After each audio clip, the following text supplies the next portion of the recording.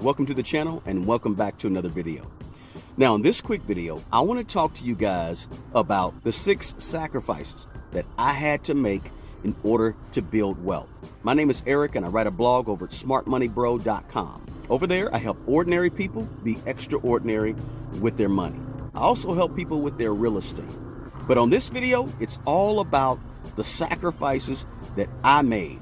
Now, let me start off by saying this, guys. You're going to have to make sacrifices if you want to get to where you want to go in terms of wealth, in terms of money. It's just natural. It's compromises, it's concessions, and it's sacrifices. You got to be willing to do that. Now, I'm going to give you 6 ways that I sacrificed.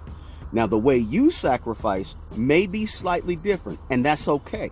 The concept is the same. You're going to have to give up something to get something. My story began over 20 years ago on this money journey when I had a negative $30,000 net worth to my name. Now, over the last 20 years, I've sacrificed some things and done some things to build that net worth up and up and up to a high 6-figure net worth. Now, I don't say that to brag or anything like that, but I say it to say that if I can do it, you can do it. But you're going to have to make some of your own sacrifices. If you get anything at all out of this video, do me a favor, smash the like button and subscribe to the channel for more videos. For those of you that are already subscribers, I really appreciate it. The channel is growing tremendously. So let's jump into the 6 ways that I made sacrifices to build wealth. The very first thing I did was I stopped borrowing money. About 2010, 2011, I convinced myself that I don't need to borrow money to build wealth. I made a commitment to use cash with all of my purchases, everything I was doing. If I didn't have it in the bank, I didn't spend it. If I couldn't write a check for it, then I didn't buy it. It was a sacrifice that over the years has paid off. One of the things I did was I used the envelope system where I put a certain amount of cash in each envelope that I was going to use for the week or the 2 weeks, and I committed to that amount of money. So for miscellaneous, I had an envelope. For food, I had an envelope. For clothes, I had an envelope, etc., etc. Now, I did that since the 1990s, but I really committed to it about 10 or 11 years ago to help me build wealth because it developed discipline and it helped develop an ability to delay some gratification. So number 2, the second thing that I had to sacrifice was I committed to not worrying so much about credit. So somebody stole my Social Security card and that person got a tax return from the IRS, and I said, wait a minute, I need to freeze my credit. So I froze my credit at all 3 of the credit bureaus, and I told myself, well, since I'm not borrowing money anymore, I don't need to pay much attention to my credit score anymore. I don't care what my FICO score is. So since 2011 or so, I've only looked at my credit one time in 2015 when I refinanced my property, my own primary residence, from a 30-year mortgage to a 15-year mortgage. That's the only time in the last 10, 12 years or so that I've even looked at my credit. So I told myself, look, I'm not even going to worry about credit. To this day, I have no idea what my credit score is. And I don't care because, as I said earlier, I'm not borrowing money. There's a lot of reasons you need a credit score, right? For insurance and some jobs. But for me, there was no need for me to ever care or look at my credit if I wasn't borrowing any more money. So on this channel, you'll notice I don't talk a whole lot about credit scores because I don't really believe that you have to worry too much about your credit score to build wealth. Now, for some of you, you may say, no, that's wrong. I totally disagree. And that's okay. There's a lot of ways to go about building your wealth. And personal finance is personal. For me, I don't need a credit score because I don't borrow money anymore. And so therefore, whatever that credit score is, doesn't matter. I don't care about FICO. I don't care about Experian. I don't care about TransUnion. The third sacrifice I made was driving older, used, paid for cash cars. Now, what that means to me is, look, I only want to get to point A to point B. I don't care about how fancy or about how cool I look in the car. It doesn't matter to me. I just want to arrive at my destination safe. You can put me in a 68 Chevy or put me in a 2022 Lexus Coupe. It doesn't matter to me because I'm not trying to impress anybody. I just want to get there safely. And I've found over the years that I could find good used cars and buy them cash. I'm sitting in a car right now, 2007 Camry, bought cash, in wonderful condition, runs great, gets me where I want to go. From 2017 to 2021, I drove a 97 Ford Escort with 150,000 miles on it, well taken care of, one owner. So I didn't mind sacrificing that because I knew that I was building wealth. The fourth thing I did to sacrifice to build wealth was I chilled out on the vacations and I stopped spending so much money on self-care type items.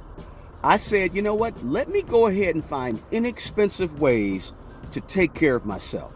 Let me be happy and have joy doing things that didn't cost a whole lot of money because I'm trying to build wealth. Did I sacrifice a bunch of fun and enjoyment? No. I began to learn how to find fun and enjoyment in other things that didn't cost so much money. I said, you know what? That's $1,000 that maybe I can use to pay off some debt. It's just something that I was willing to sacrifice. Some of you guys may not be willing to sacrifice a vacation. Totally up to you. Again, personal finance is personal. But this is what I did. Limiting the vacations and finding inexpensive ways to self-care was a sacrifice that I made. Number 5, the fifth thing I did to sacrifice to build wealth is I cut up credit cards. I said, you know what, listen, if I'm not going to be worried about my credit, building credit, and I'm not going to be borrowing money, then I have to chill with the credit cards and don't spend using credit cards. Spend using the cash I have or the money in the bank. If I don't have it, don't buy it. And so I said, no more credit cards for the last, I think 12 years or so. Haven't had a credit card. Haven't needed a credit card because I changed the way I think and I said, hey, delayed gratification. If I have a credit card in my wallet, there's a good chance I may use it. It's just like having cookies around the house, right? I don't keep cookies around the house because I like cookies. And so if there's cookies around the house, I'm probably going to eat the cookies at some point. So since I know it's tempting, I don't bring cookies around. The same concept with a credit card. I may spend if I use a credit card. And I may spend more frivolously if I have a credit card because I'm not going to feel the pain of it in my bank account right then and there. It's just, hey, swipe the card, don't think about it. Swipe the card, don't think about it. But as I was building wealth, I wanted to think and be intentional about everything that I was doing with money. So I said, no more credit cards, got rid of them. Now, the sixth thing I did was something that a lot of people find hard to do. But as my salary and earnings increased, I kept my spending the same. So my expenses didn't go up just because I made more money. When you get into your 40s and your 50s, you reach your peak earning years. And when you reach your peak earning years, you have a tendency to spend more when you make more. So for example, my expenses today, if I look at my budget today, the things on the budget are about the same things that were on the budget 10 years ago, 12 years ago. So as I began to make more money, I kept my budget about the same. Of course, it went up because of inflation, right? The cost of everything went up a little bit because of inflation. Over the years, the discretionary income that I had left over at the end of each month began to grow. So 10 years ago, I might have had $500 left over at the end of the month. Well, today, because I kept my expenses and budget about the same, now I have maybe $2,000 or $3,000 or $4,000 left over at the end of the month. So over the years, what's left at the end of the month has increased. And now I have more money to do things like invest, more money to pay down large chunks towards debt, more money left at the end of the month because I didn't increase my expenses every time I increased my income. So that's another sacrifice that I made. I could have said, you know what, let's add this to the budget. Let's add that to the budget. Let me start doing this on a regular basis. But some of those things are areas that I decided to sacrifice to build wealth and build my net worth. So listen, those are my 6 things, guys. 6 things that I decided to sacrifice. What you decide could be different. Personal finance is personal. Hey, if you got anything at all out of this video, do me a favor, smash the like button and subscribe to the channel and share the video with someone who could use it. The best person to take care of the old you is the young you. Take care of yourself and take care of other people. Until the next video, peace.